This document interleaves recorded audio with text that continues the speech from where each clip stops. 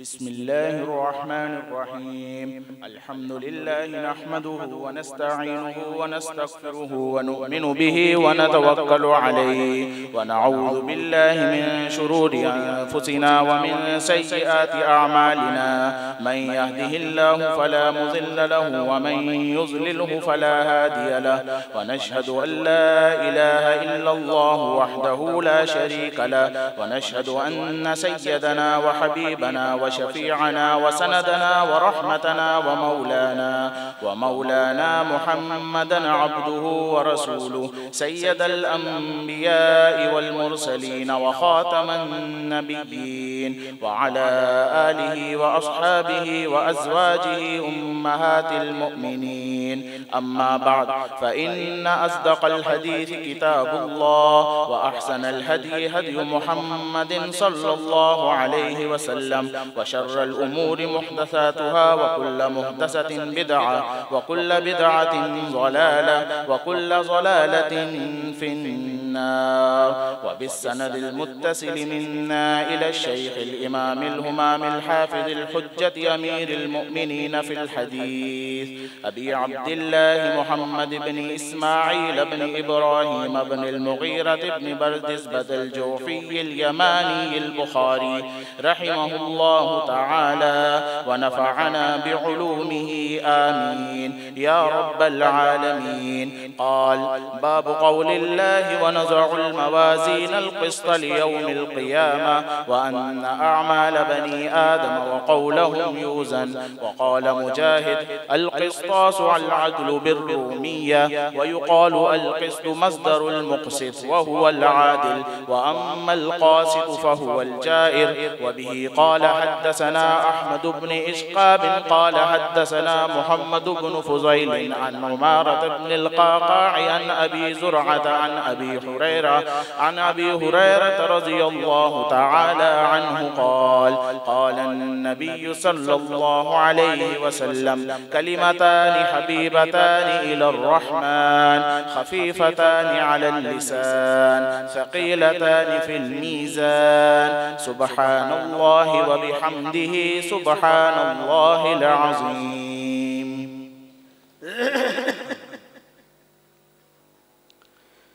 الحمد لله نحمده ونستعينه ونستغفره ونؤمن به ونتوكل عليه، ونعوذ بالله من شرور أنفسنا ومن سيئات أعمالنا.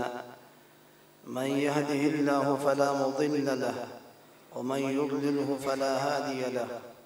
ونشهد أن لا إله إلا الله وحده لا شريك له، ونشهد أن سيدنا وسندنا وشفيعنا وحبيبنا ومحبوبنا ومولانا محمدا عبده ورسوله صلى الله تعالى عليه وعلى آله وأصحابه وأتباعه أجمعين. أما بعد، فبالسند المتصل منا إلى الإمام البخاري رحمه الله باب قول الله: أعوذ بالله من الشيطان الرجيم، بسم الله الرحمن الرحيم.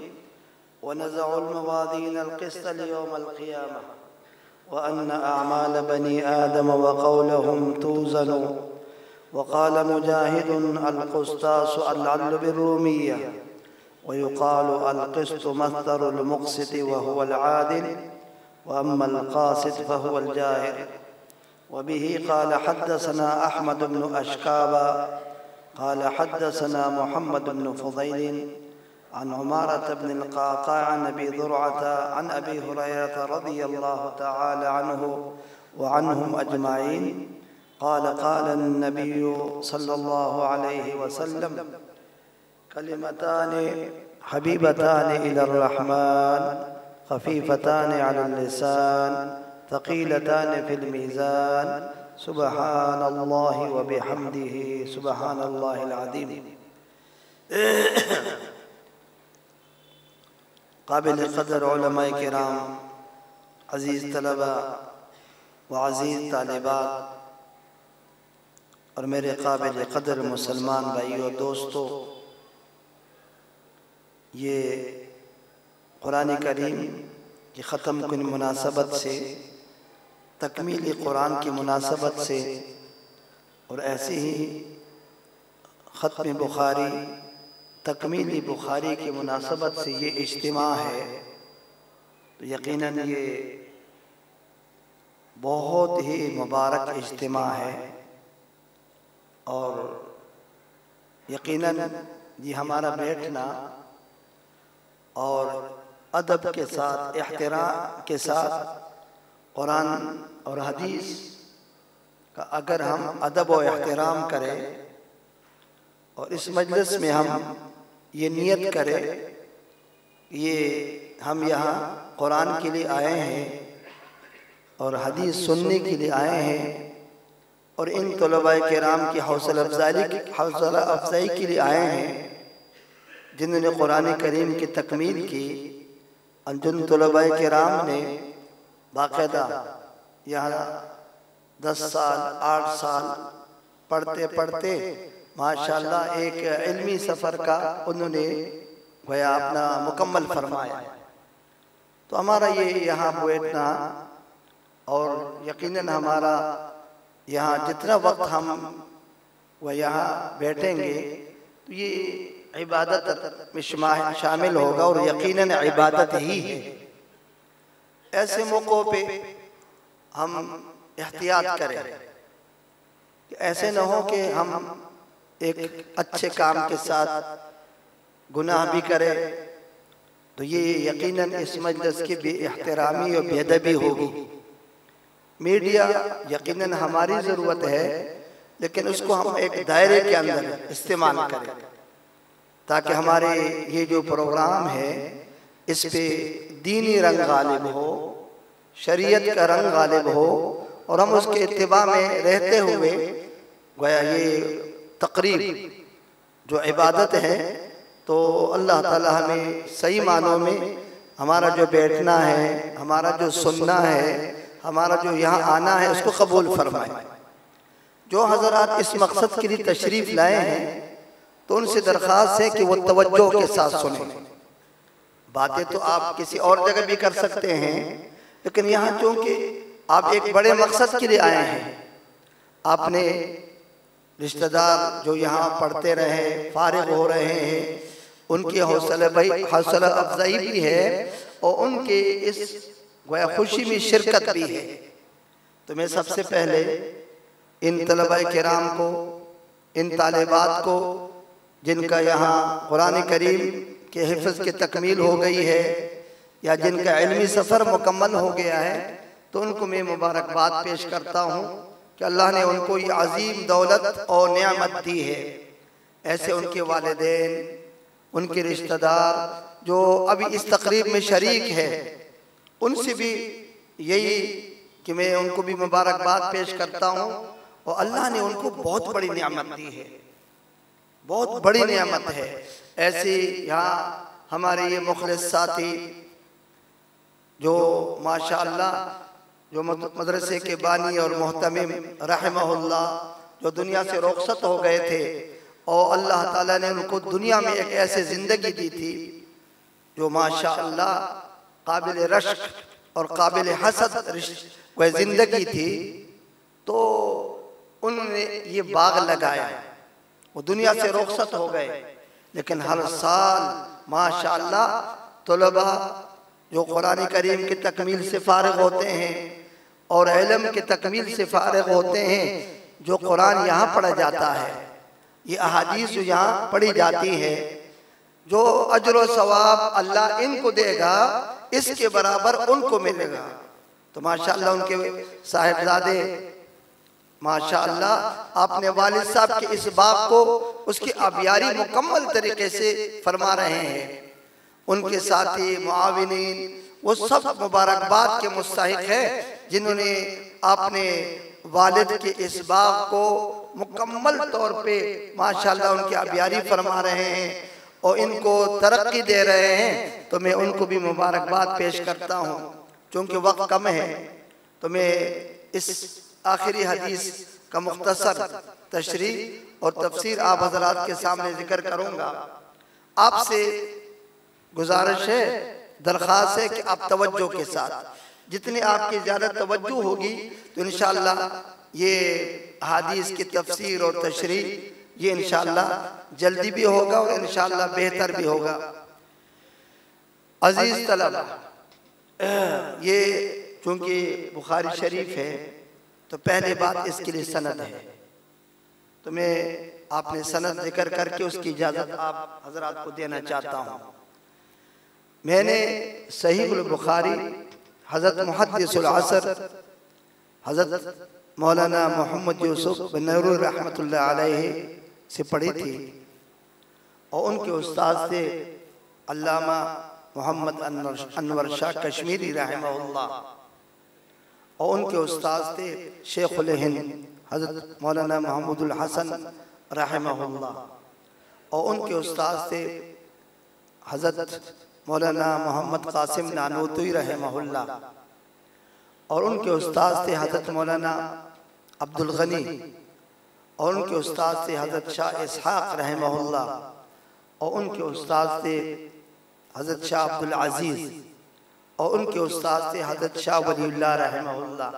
बाकी सनद किताबों के अंदर जिक्र है, ये आम सनद है जो हमारे अकाबिर देवबंद की सनद है और यहाँ दारो मदार हज़रत शेखुल हिंद रहमहुल्लाह पे, फिर हज़रत शाह वलीउल्लाह रहमहुल्लाह पे। क्योंकि हिंदुस्तान पाकिस्तान में हदीस का तारुफ और उसके इब्तिदा हज़रत शाह वलीउल्लाह रहमहुल्लाह से हैं, तो अहले सुन्नत वल जमात के जितने भी हिंदुस्तान पाकिस्तान में फ़िरक़े हैं उन सब का सनद हज़रत शाह वलीउल्लाह रहमहुल्लाह तक पहुँच जाता है। ये आम सनद है, इसकी भी अब हज़रात को इजाज़त है। हम जब दौरे में थे वह 1974-75 में, तो उस साल जितने अकाबिर तशरीफ़ लाए थे उन्होंने भी हमें इजाज़त सनद दी थी। उनमें एक मुफ़क्किर इस्लाम हज़रत मुफ्ती आज़म पाकिस्तान मुफ्ती महमूद साहब रहमहुल्लाह थे। उन्होंने तिरमिज़ी की एक हदीस हमें सुनाई, ला तुक़बलु सलातुम बग़ैर तुहूरिन वला सदक़तुम मिन गुलूलिन, फिर आपने सनद की इजाज़त दी। ऐसे ही हज़रत क़ारी तैयब साहब रहमहुल्लाह तशरीफ़ लाए थे, हज़रत बनूरी नव्वरल्लाहु मरक़दहु, जितने भी बड़े बड़े अकाबिर आते थे तो सबसे ये कि आप तलबा को इजाज़त दे दें। तो हज़रत क़ारी साहब रहमहुल्लाह से भी आपने दरख्वास्त की कि दौर हदीस वालों को आप इजाज़त दे दें। बनूर टाउन के जामे मस्जिद में प्रोग्राम था, बहुत लोग आए थे। हज़रत क़ारी साहब रहमहुल्लाह ने फरमाया, एक तो हमारे ये आम सनद है जो हज़रत शेखुल हिंद रहमहुल्लाह और हज़रत मौलाना कासिम नानूतवी, ये सनद है, लेकिन इसके अलावा मेरे पास एक और सनद है जो बहुत आली है कि मुझे हज़रत मौलाना खलील अहमद सहारनपुरी रहमहुल्लाह ने सहारनपुर बुलाया और कहा आपसे ज़रूरी काम है, आप तशरीफ़ लाए। तो मैं चला गया। हज़रत ने फरमाया कोई और काम तो नहीं है, लेकिन मैं आपको एक सनद देना, इजाज़त सनद देना चाहता हूँ जो बहुत आली है। फरमाया कि मुझे इजाज़त दी है हज़रत मौलाना अब्दुल क़य्यूम बुडियानवी रहमहुल्लाह ने, और उनको इजाज़त दी है हज़रत शाह इसहाक़ रहमहुल्लाह ने, और उनको इजाज़त दी है हज़रत शाह अब्दुल अज़ीज़ रहमहुल्लाह ने, और उनको इजाज़त दी है हज़रत शाह वलीउल्लाह रहमहुल्लाह ने। सबसे आली सनद है। इसमें ज़ाहिर है कि हज़रत शाह अब्दुल गनी और ऐसे ही हज़रत मौलाना कासिम नानूतवी और ऐसे ही हज़रत शेखुल हिंद और हज़रत अल्लामा कश्मीरी, हज़रत मौलाना यूसुफ बनूरी, ये सब वास्ते ख़त्म हो जाते हैं। ये आली सनद है, तो इसकी भी आप हज़रात को इजाज़त है, इसलिए कि हदीस और हमारे इस शरीयत और हमारे इस दीन का दारो मदार सनद के ऊपर है। हमारे दीन को अल्लाह ने महफूज फरमाया है और उसकी हिफाजत चूँकि अल्लाह ने ख़ुद आपने ज़िम्मे ली है, इन्ना नहनु नज़्ज़लना ज़िक्रा व इन्ना लहु लहाफ़िज़ून, तो बुनियाद सनद है। अल इस्नादु मिनद्दीन वलौलल इस्नादु लक़ाल मन क़ाल मा क़ाल या मन शाअ मा शाअ। हमारे दीन का दारो मदार, उसकी हिफाजत का दारो मदार ये सनद के ऊपर है। अगर सनद न होता तो आदमी जो चाहता अपने ज़बान से कह देता, लेकिन अब नहीं कह सकता। आप हदीस सुनाते हैं तो किस तुमने, आपके उस्ताद कौन है, आपके उस्ताद के उस्ताद कौन है, ये सिलसिला पैगम्बर अलैहिस्सलाम तक पहुँचता है। तो बहरहाल ये एक तो सनद है। दूसरी बात, इमाम बुखारी रहमहुल्लाह ने बाब क़ौलिल्लाहि व नज़उल मवाज़ीन अल-क़िस्त लियौमिल क़ियामा, इस बाब पे आपने किताब को ख़त्म किया। ज़ाहिर है कि इब्तिदा और आगाज़ और इंतहा के दरमियान इमाम बुखारी रहमहुल्लाह ने अपने जो मुनासबत है उसको मलहूज़ रखते हुए इब्तिदा तो बदउल वही से की और इंतहा किताब तौहीद, और किताब तौहीद के आखिर में ये बाब जिक्र किया, बाब क़ौलिल्लाहि व नज़उल मवाज़ीन अल-क़िस्त लियौमिल क़ियामा। तो इब्तिदा में बदउल वही जिक्र करके कि हमारे इस दीन का दारो मदार वही इलाही के ऊपर है, और वही इलाही के दो किस्म है। एक वो वही है जो मतलू है, वही जली है जिसकी तिलावत की जाती है कुरान अज़ीम, और एक वो वही है जो गैर मतलू है, और वो कुरान करीम की तफसीर है। कुरान करीम मतन है और ये अहादीस उसकी तफसीर और तशरीह है, दोनों वही है। जैसे अल्लाह ने कुरान अज़ीम की हिफाजत आपने ज़िम्मे ली है, तो कुरान करीम को बग़ैर तफसीर के कोई भी नहीं समझ सकता। पैगम्बर अलैहिस्सलाम के तमाम अमाल, आपके तमाम अफ़आल, आपकी पूरी सीरत और आपके तमाम अक़वाल, ये कुरान अज़ीम की तफसीर है। एक आपकी सीरत है, आपकी अमल ज़िंदगी है, ये वो कुरान है जो चलता फिरता हुआ कुरान था, और एक वो कुरान है जो किताब के शक्ल में है और पैगम्बर अलैहिस्सलाम के अहादीस के शक्ल में है, अक़वाल के शक्ल में है। गोया पैगम्बर अलैहिस्सलाम ने जो कुछ अमल किया है आपने ज़िंदगी में, तो ये कुरान की तफसीर है। आपका किया हुआ ये अल्लाह का फरमाया हुआ है, और अल्लाह का फरमाया हुआ ये आपका किया हुआ है। हज़रत क़ारी तय्यब साहब रहमहुल्लाह ने उससे ताबीर की है कि कुरान और सुन्नत दोनों एक दूसरे से अलग नहीं हो सकते, इससे कि कुरान के समझने के लिए अल्लाह ने पैगम्बर अलैहिस्सलाम को मुकर्रर फरमाया था। वही अल्लाह ने नाजिल की, कुरान अल्लाह ने नाजिल की पैगम्बर अलैहिस्सलाम पे, और अल्लाह ने पैगम्बर अलैहिस्सलाम के ज़िम्मा लगाया लितुबय्यिन लिन्नासि मा नुज़्ज़िला इलैहिम। ये किताब इसलिए आपके ऊपर उतारी गई है कि आप इसकी वजाहत फरमाएं, इसकी तफसील फरमाएं। कुरान अरबी है, उसकी तिलावत ये अलग इबादत है। यतलू अलैहिम आयातिही एक जिम्मेदारी, दूसरी जिम्मेदारी व युअल्लिमुहुमुल किताब वल हिकमा, तालीम किताब आपके अमल ज़िंदगी है, तालीम किताब आपके अफ़आल है, आपके अक़वाल है, आपके तक़रीरात है, आपकी सीरत है, ये तालीम है।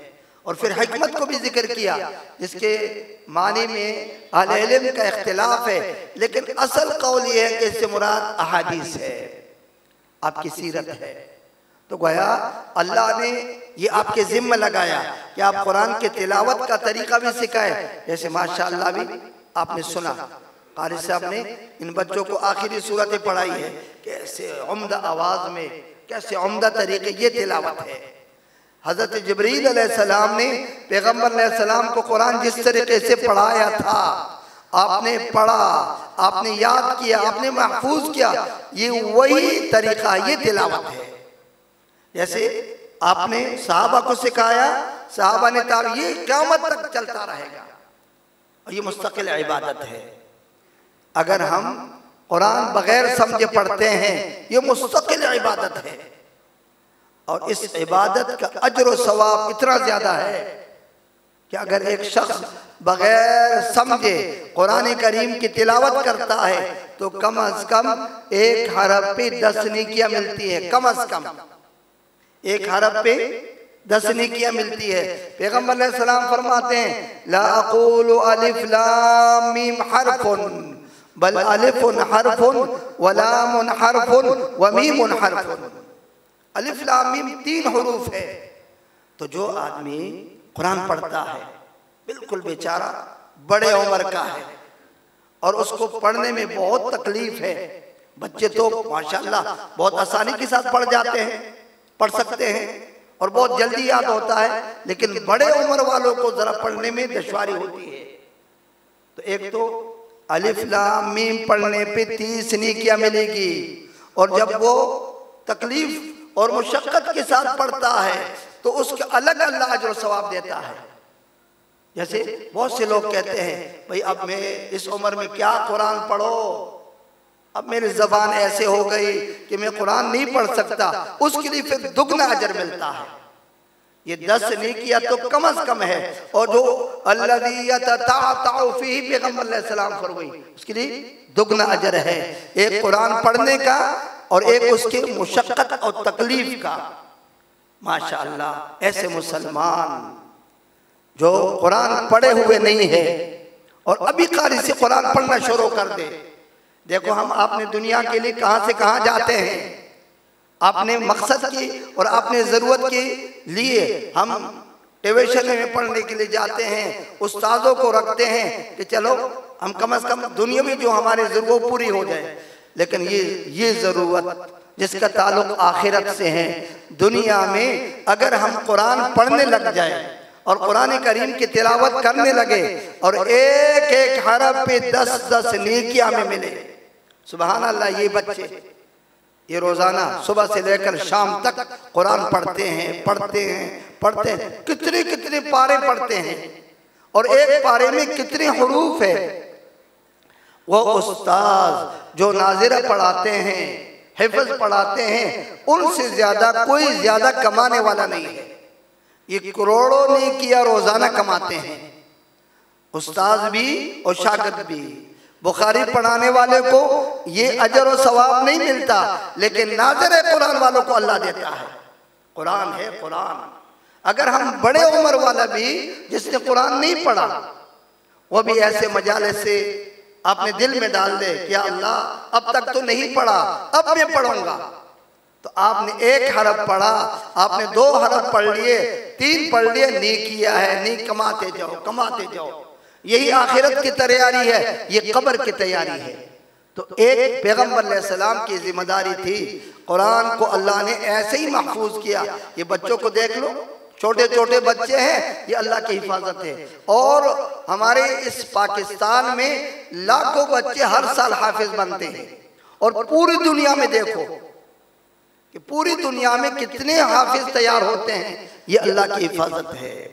तो ये पैगंबर अलैहिस्सलाम की जिम्मेदारी थी। और फिर तालीमी किताब, ये आपकी पूरी सीरत है, तफसीर है।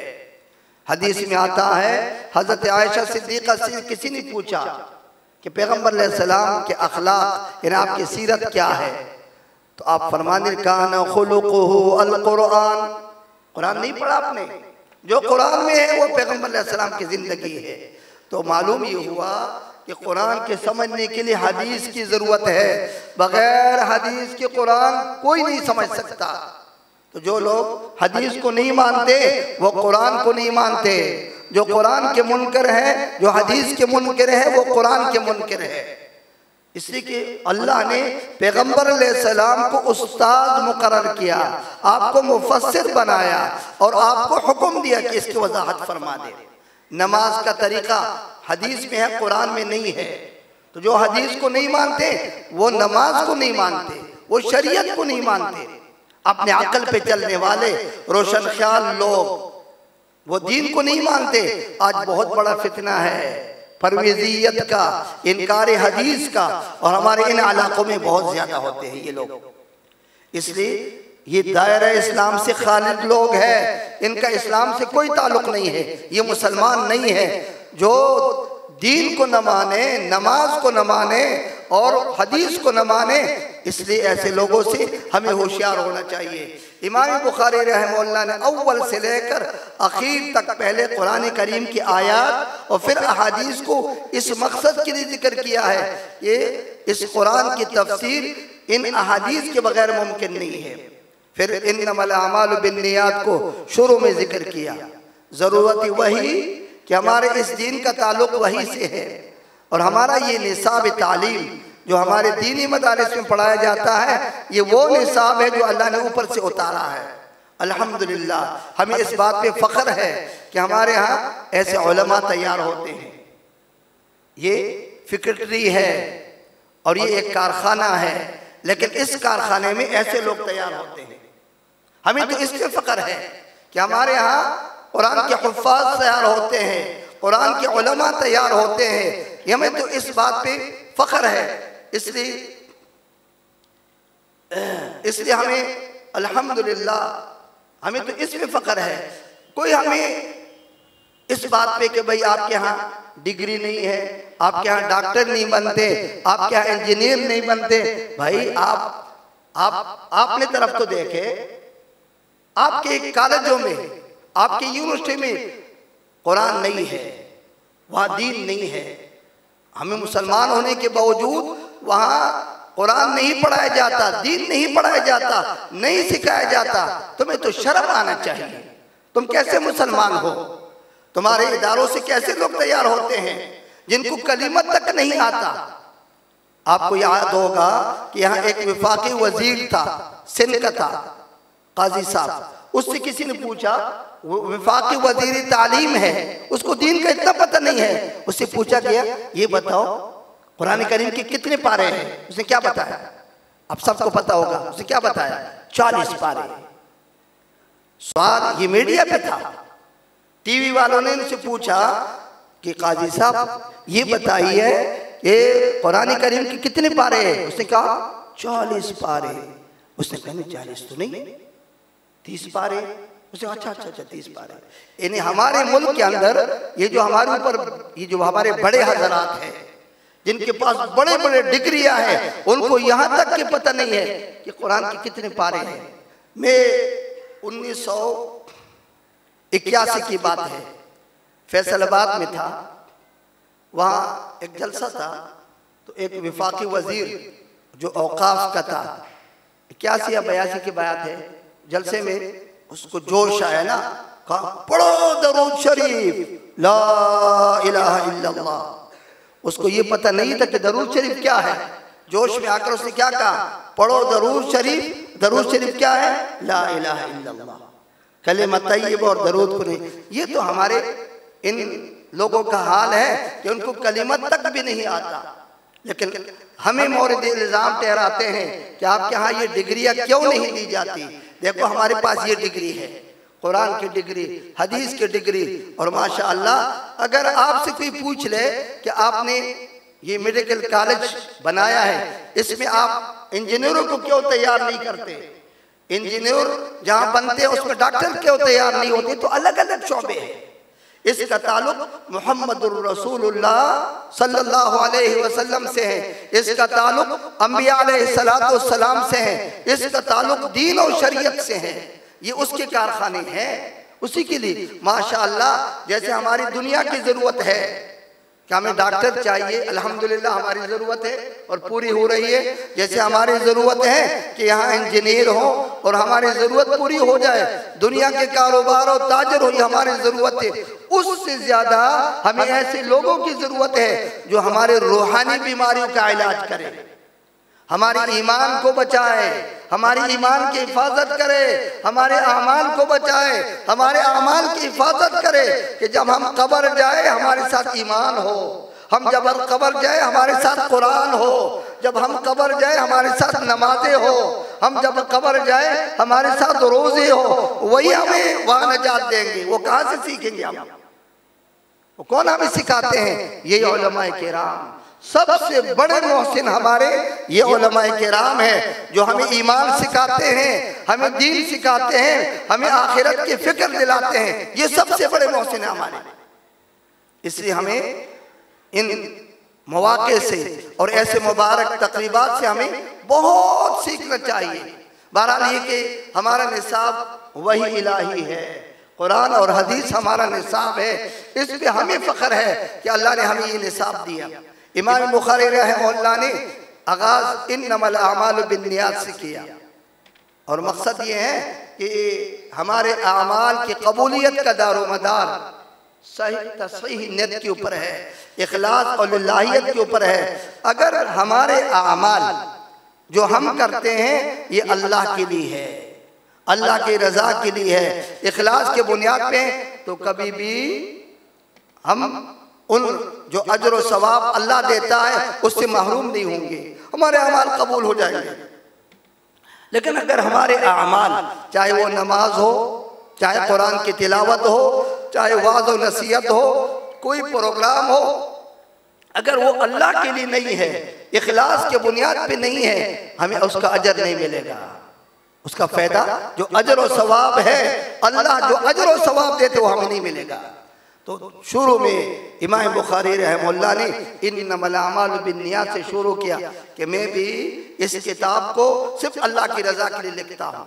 और यही वजह है कि उनका इखलास इतना बड़ा था, इतना बड़ा था कि दुनिया में कुरान के बाद सबसे बेहतर और असह किताब बुखारी है, ये इखलास है। फिर किताब तौहीद पे ख़त्म किया कि इब्तिदा भी वही से और ये कलामुल्लाह है। किताब तौहीद में कलामुल्लाह है, तो इब्तिदा और इंतहा दोनों बराबर। फिर आखिर में ये बाब जिक्र किया, बाब कौलिल्लाहि व नज़उल मवाज़ीन अल क़िस्त लियौमिल क़ियामा, क़यामत के दिन आमाल का तोल होगा और वो आमाल बारी होंगे जो इन्नमल आमालु बिन्नियात की बुनियाद पे हैं। अगर हमारे आमाल वो अल्लाह की रज़ा के लिए है तो क़यामत के दिन जब तोल होगा वही आमाल बारी होंगे। लेकिन अगर हमारे आमाल अल्लाह की रज़ा के लिए नहीं है, इखलास के बुनियाद पे नहीं है, तो देखो वज़न आमाल में उनका वो बारी नहीं होंगे। बारी तो वही अमल होंगे जो अल्लाह के लिए है। इसलिए बाब कौलिल्लाहि व नज़उल मवाज़ीन अल क़िस्त लियौमिल क़ियामा, इसलिए इसके आखिर में इस बाब को जिक्र किया। इमाम बुखारी रहमहुल्लाह ने किताब तौहीद में जो अबवाब जिक्र की है तो उनमें अक्सर फ़िरक़ बातिला की तरदीद मक़सूद है। तो यहाँ भी बाब कौलिल्लाह, इस बाब में भी मुअतज़िला की तरदीद मक़सूद है कि वज़न आमाल साबित है और वज़न आमाल से मुनकिर वह मुअतज़िला है। मुअतज़िला के पास कोई दलील नहीं है, वो रोशन ख्याल लोग हैं, वो कुरान और हदीस के मुकाबले में अपने अकल पे चलने वाले लोग हैं। जैसे आज भी हमारी अक्सरियत दुनिया के अंदर हम रोशन ख्याल लोग हैं, हम हैं मुसलमान, लेकिन हम कुरान से नहीं पूछते। हम हैं मुसलमान लेकिन हम पैगम्बर अलैहिस्सलाम के अहादीस से नहीं पूछते। हम हैं मुसलमान लेकिन हम फ़िक़्ह से नहीं पूछते कि भाई ये जायज़ है ना जायज़ है। हम उलमा से अपने रूहानी बीमारियों के बारे में नहीं पूछते कि मैं तो बीमार आदमी हो, रूहानी मेरी ये बीमारी है, मेरे अंदर ये कमज़ोरी है, मेरे अंदर ये गुनाह है, इसका इलाज क्या है। ये रोशन ख्याली है हमारे अंदर, हम अपने अकल पे चलते हैं बस। ये मुअतज़िला भी ऐसे रोशन ख्याल थे, वो कुरान को नहीं मानते थे, हदीस को नहीं मानते, उनसे पूछते भी नहीं थे, अपने अकल पे चलने वाले लोग थे। तो इमाम बुखारी रहमहुल्लाह ने इस बाब के ज़रिए से उनकी तरदीद की कि नहीं, वज़न आमाल साबित है। कुरान में अल्लाह ने जिक्र किया व नज़उल मवाज़ीन अल क़िस्त लियौमिल क़ियामा, फिर अल्लाह ने फरमाया फ़अम्मा मन थक़ुलत मवाज़ीनुहु फ़हुवा फ़ी ईशतिर राज़िया व अम्मा मन ख़फ़्फ़त मवाज़ीनुहु फ़उम्मुहु हाविया। ये कुरान करीम ने अल्लाह ने बार बार जिक्र किया फ़मन थक़ुलत मवाज़ीनुहु फ़उलाइका हुमुल मुफ़्लिहून व मन ख़फ़्फ़त मवाज़ीनुहु फ़उलाइका अल्लज़ीना ख़सिरू अनफ़ुसहुम कुरान ने एक जगह नहीं बहुत सी जगहों में जिक्र किया कि अमाल का तोल होगा। लिहाजा जब कुरान ने जिक्र किया हमारा ईमान है, पैगंबर अलैहिस्सलाम ने जिक्र किया जैसे ये बाब है कि इन्हें अमाल का तोल होगा, फिर पूरी उम्मत का इजमा है, तमाम मुज्तहिदीन का इजमा है कि क़यामत के दिन अमाल का तोल होगा। तो जो बात कुरान से साबित हो, जो बात हदीस से साबित हो, जो बात इजमाए उम्मत से साबित हो, तो उसका मानना फर्ज है, वो अकीदा रखना फर्ज है। इसलिए हमारा ये ईमान है, हमारा ये अकीदा है कि क़यामत के दिन हमारे अमाल तोले जाएंगे। किन के अमाल नहीं तोले जाएंगे? वो काफिर जिनकी कोई नेकी नहीं है, उनके अमाल नहीं तोले जाएंगे।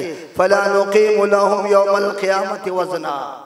ऐसे नेक लोग, वो औलियाउल्लाह, वो मुत्तकी लोग जिनका कोई गुनाह नहीं है, वो भी बगैर हिसाब व किताब के जन्नत में चले जाएंगे। 70,000 या उससे ज़्यादा तमाम अंबिया और तमाम मुतवक्किलीन वो बगैर हिसाब व किताब के जन्नत में चले जाएंगे। लेकिन उसके अलावा जितने भी इंसान हैं उनके अमाल का तोल होगा।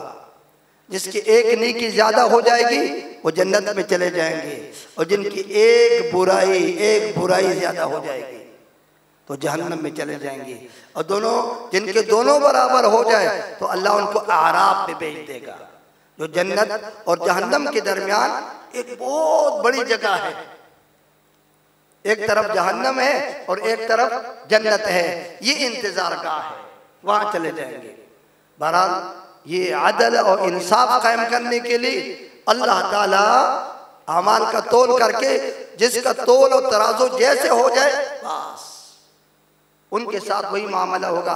बाद में आराफ वाले जन्नत में आ जाएंगे, और जिनकी नेकियां कम हो गई थी उनको भी अल्लाह जन्नत में दाखिल फरमाएंगे, लेकिन अभी अदल की वजह से वो जहन्नम में चले जाएंगे। बहरहाल ये हमारा इस पे ईमान है कि तोल होगा। मुअतज़िला ने ये कहा कि भाई ये तो गोया कायम बिल गैर है, इनका जिस्म नहीं है, ये नजर नहीं आते, और जिस चीज का जिस्म नहीं है, जैसे हमने नमाज पढ़ ली उसका जिस्म तो नहीं है, हम ये बातें कर रहे हैं, ये इबादत है, लेकिन इसका कोई जिस्म तो नहीं है। तो जिस चीज के अंदर जसामत नहीं है और कायम बिल गैर है, आराज में से है, तो उसको नहीं तोला जाता। लेकिन आज तो एक तो कुरान ने जिक्र किया, हदीस ने जिक्र किया, हमारा उस पर ईमान है कि तोल होगा। एक ये कि आज आराज ऐसी चीजों को तोला जाता है जो नजर भी नहीं आता, उसका जिस्म भी नहीं है। जैसे गर्मी है, सर्दी है, हवा को तोला जाता है कि उसकी रफ्तार इतनी है। तो आज तो दुनिया ने इतनी तरक्की की कि हर चीज तोला जाता है। बहरहाल ये कि तोल साबित है। बाब क़ौलिल्लाहि व नज़अल मवाज़ीनल क़िस्त लियौमिल क़ियामा। चूँकि वक्त कम है तो मैं बहुत मुख्तसर तौर पे इस हदीस का तर्जुमा जिक्र करता हूँ। बाब क़ौलिल्लाहि व नज़अल मवाज़ीनल क़िस्त लियौमिल क़ियामा। मुवाज़ीन मीज़ान की जमा है। मीज़ान असल में मेज़ान था, वो माक़बल मकसूर, वो या से तब्दील हो गया तो मीज़ान हो गया। मुवाज़ीन जमा है। क्या क़यामत के दिन बहुत सारे तराजू हैं इसलिए जमा जिक्र है, या एक तराजू है? राजे कौली है कि एक तराजू है। जैसे हदीस में आता है कि तराजू लहू लिसानुन व किफ़्फ़तान, वो एक ही तराजू है। लेकिन कितना बड़ा तराजू है? हदीस में आता है कि अगर एक पलड़े में 7 आसमान और 7 ज़मीन रख दिया जाए उसमें और की भी गुंजाइश होगी, इतनी बड़ी तराजू है। तो एक तराजू से अल्लाह सबके अमाल तोलेंगे। कैसे तोलेंगे उसकी कैफियत मालूम नहीं है, लेकिन हमारा ईमान है कि अल्लाह ताला तोलेंगे। तो एक ही तराजू से अब ये जमा, या तो चूंकि बहुत सारे इंसानों के अमाल तोले जाएंगे तो उनके एतबार से है, या मौजूनात के एतबार से जमा है, या ये तफखीम के लिए है कि ये एक तराजू चूंकि उसको जमा जिक्र करके जो बहुत बड़ी तराजू है, तफखीम शान। लियौमिल क़ियामा, लिहिसाब यौमिल क़ियामा, या लिवक्त यौमिल क़ियामा, व अन्न अमाल बनी आदम व क़ौलहुम यूज़नु तूज़नु दोनों नुस्खे हैं। वक़ाल मुजाहिदिन अल क़ुस्तास बिल अद्ल बिर रूमिया, आमाल के बाद कौल जिक्र करके या अक़वाल जिक्र करके इशारा है तामीम की तरफ कि कौल और फ़ेल दोनों में एहतियात करें। ऐसे न हो कि हम बातों में एहतियात न करें और जो ज़बान पे आए, चाहे वो शिर्क की बातें हो, कुफ्र की बातें हो, गीबत की बातें हो, झूठी बातें हो, हम वो करें तो क़यामत के दिन उनको भी तोला जाएगा। वक़ाल मुजाहिदुन यूज़नु तूज़नु, कौल और अक़वाल दोनों नुस्खे हैं। वक़ाल मुजाहिदुन अल-क़ुस्सास अल-अदल बिर्रूमिय्या, ये इमाम बुखारी रहमहुल्लाह लफ्ज़ क़िस्त की तफसीर बयान करना चाहते हैं कि क़िस्त का लफ्ज़ ये क़ुस्सास और क़िस्तास वह दोनों यहाँ लुग़त साबित है। ये अदल को कहते हैं रूमी ज़बान में, तो कुरान तो अरबी है, तो कैसे उसमें रूमी लफ्ज़ आ गया? तो जवाब ये है कि असल में जैसे रूमी ज़बान में ये अदल और इंसाफ के लिए वज़ा किया गया था, तो ऐसे अरबी ज़बान में भी ये इंसाफ और अदल के लिए वज़ा किया गया है। तो तवारुद लुग़तैन या तवाफ़ुक़ लुग़तैन में से हैं। वयुक़ालु अल-क़िस्त मस्दरुल मुक़सिद व हुवल आदिल व अम्मल क़ासित फ़हुवल जाइर। लफ्ज़ क़िस्त और क़स दोनों में फ़र्क है। क़िस्त ये मस्दर है अक़सत युक़सितु इक़सातन का, ये इसमें फ़ाइल है, वह इसका इसमें फ़ाइल मुक़सित आता है, मुक़सित, और इसका मस्दर इक़सात आता है। उसके ज़वाइद को हज़फ करके क़िस्त बनाया गया। तो क़िस्त ये इंसाफ के माने में है और ये इक़सात के ज़वाइद को हज़फ करके तो मस्दर बन गया, मुजर्रद में लाया गया। और क़स्त ये मुजर्रद में इस्तेमाल होता है, ये जुल्म के माने में आता है। तो बाब इफ़आल का इसमें फ़ाइल मुक़सित है और मुजर्रद का इसमें फ़ाइल क़ासित है। इन्नल्लाह युहिब्बुल मुक़सितीन। और जहाँ क़स्त मुजर्रद में इस्तेमाल हुआ तो उसका इसमें फ़ाइल क़ासिद है। व अम्मल क़ासितून फ़कानू लिजहन्नम हतबा। तो ये इमाम बुखारी रहमहुल्लाह ने उसकी वज़ाहत कर दी। वबिही क़ाल हद्दसना अहमद इब्न अशकाब क़ाल हद्दसना मुहम्मद इब्न फ़ुज़ैल अन उमारत इब्न अल-क़अक़ा अन अबी ज़ुरअता अन अबी हुरैरा रज़ियल्लाहु तआला अन्हु व अन्हुम अजमईन क़ाल क़ाल नबी सल्लल्लाहु अलैहि वसल्लम कलिमतान हबीबतान इलर रहमान खफीफतान अलल लिसान थक़ीलतान फिल मीज़ान सुबहानल्लाहि व बिहम्दिही सुबहानल्लाहिल अज़ीम। पैगम्बर अलैहिस्सलाम फरमाते हैं दो कलिमे हैं जो अल्लाह को बहुत पसंद है। कलिमे से मुराद कलाम है, जैसे कलिमतुल इखलास कहते हैं, कलिमतुल शहादा कहते हैं, तो कलाम है लेकिन उसको कलिमा कहते हैं। जैसे कलामुना लफ्ज़ुन मुफीदुन कस्तक़िम इस्मुन व फ़िअलुन सुम्मा हर्फ़ुनिल कलिम वाहिदुहु कलिमतुन वल क़ौलु अम व कलिमतुन बिहा कलामुन क़द युअम। जिसे नुहात ने जिक्र किया है कि कलिमे का जिक्र होगा मुराद कलाम होगा, इसलिए यहाँ कलिमतान से मुराद दो कलाम है, दो बोल है, दो कलाम है। ये खबर मुक़द्दम है और कलिमताने ये मौसूफ है और मुब्तदा सुबहानल्लाहि व बिहम्दी ये मुअख्खर है। खबर को मुक़द्दम किया और उस मौसूफ के लिए बहुत सिफ़ात जिक्र किया गया ताकि सुनने वालों को शौक़ पैदा हो जाए कि ये बहुत अहम कलिमे हैं, कोई मामूली कलिमे नहीं है। देखिए सुनिए, कलिमताने दो कलाम है मौसूफ, हबीबताने इलर रहमान, रहमान अल्लाह की सिफत, बहुत सारे सिफात में से यहाँ लफ्ज़ रहमान को जिक्र किया। मकसद ये है कि इतने मामूली कलिमात से इतना बड़ा उज्र सवाब मिलना ये सिर्फ अल्लाह की रहमानियत है। कलिमताने दो कलिमे हैं जो रहमान को बहुत पसंद है, जो इन कलिमात को पढ़ेगा वो अल्लाह को बहुत पसंद है। खफीफतान अलल लिसान, पढ़ने में बहुत आसान है। थक़ीलतान फिल मीज़ान, तराजों में जब तोले जाएंगे बहुत भारी है। अब शौक़ पैदा हुआ, जो दो कलिमे हैं अल्लाह को भी बहुत पसंद है, पढ़ने में भी बहुत आसान है और क़यामत के दिन तराजू में भी बहुत भारी है। वो क्या है? अब ज़ाहिर है कि हर इंसान में जुस्तजू पैदा हो गई, वो क्या दो कलिमे हैं? फरमाया सुबहान अल्लाह व बिहम्दिही सुबहान अल्लाहिल अज़ीम। ये दो कलिमे हैं। इमाम बुखारी रहमहुल्लाह ने पहले सुबहान अल्लाह व बिहम्दिही सिर्फ जिक्र किया है कि जो आदमी दिन में 100 दफ़ा सुबहान अल्लाह व बिहम्दिही पढ़े, 100 दफ़ा, और वो उसका कोई गुनाह नहीं है, नेक आदमी है, मुत्तकी आदमी है, फरेजगार आदमी है, फिर 100 दफ़ा उसने ये भी पढ़ा, अगर उसका कोई गुनाह है बस सब अल्लाह माफ कर लेता है। अगरचे उसके गुनाह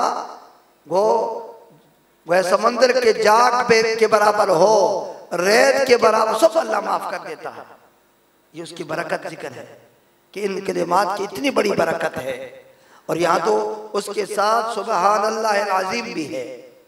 सुबहान अल्लाह ये मस्दर है और हमेशा मंसूब होता है और इसका आमिल महज़ूफ होता है, इसका मुताल्लिक़ भी यहाँ महज़ूफ है।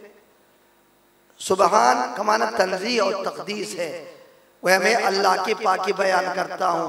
किस चीज़ से? आगे उसका जिक्र नहीं है, यानी हर ऐब से। उनज़्ज़िहु सुब्हानहु व तआला मिन कुल्लि ऐबिन, हर ऐब से मैं उसकी पाकी बयान करता हूँ। व बिहम्दिही व उसनी बिहम्दिही, और मैं अल्लाह की तारीफ बयान करता हूँ। किस चीज़ पे? यानी बिजमीइल महामिद व उसनी बिजमीइल महामिद, मैं अल्लाह की हर किस्म की तारीफ बयान करता हूँ। तो ये इसलिए उसका मुताल्लिक़ हज़फ किया। सुबहान अल्लाह में उन सिफ़ात की तरफ इशारा है जो अदमी है और जलाली है, और बिहम्दिही में अल्लाह के उन सिफ़ात की तरफ इशारा है जो वजूदी है और इकरामी है और जमाली है। इसलिए ज़ुल जलाली वल इकराम की तरफ इशारा है। ज़ुल जलाल जलाली कि अल्लाह हर ऐब से पाक है, और जमाली इकराम व बिहम्दिही उसकी तरफ इशारा है। सुबहान में तंज़ीह और तक़दीस है, और कानून भी यही है कि पहले तंज़ीह होती है और फिर उसके बाद उसके सिफ़ात आते हैं। तख़लिया पहले है, तहलिया बाद में है। फिर इमाम बुखारी रहमहुल्लाह ने सुबहान अल्लाहिल अज़ीम इस हदीस के साथ इस जुमले को भी जिक्र किया कि सुबहान 2 दफ़ा जिक्र किया, और अल अज़ीम जो सबसे बड़े हैं, और जो सबसे बड़े हैं तमाम सिफ़ात उनको शामिल है और हर ऐब से पाक है। सुबहान 2 दफ़ा जिक्र करके इशारा है कि तंज़ीह और तक़दीस का समझना आसान है, महामिद का समझना मुश्किल है। एक वजह। दूसरी वजह यह है कि कुरान करीम में भी इसको बार बार जिक्र किया है। सुबहानल्लज़ी असरा बिअब्दिही सब्बह लिल्लाह युसब्बिहु लिल्लाह सब्बिह इस्म रब्बिकल आला। इसको बार बार जिक्र किया। इसमें चूंकि इख्तिलाफ था, झगड़ा था, अल्लाह के सिफात में किसी को झगड़ा नहीं था। इमाम बुखारी रहमहुल्लाह ने इस बाब में ये हदीस अहमद इब्न अशकाब के सनद से इसलिए जिक्र किया कि आपके बहुत सारे असातिज़ा है, लेकिन जब आप मिस्र तशरीफ़ ले गए थे सबसे आखिर में आपने उनसे ये हदीस सीखी थी। इसलिए इमाम बुखारी रहमहुल्लाह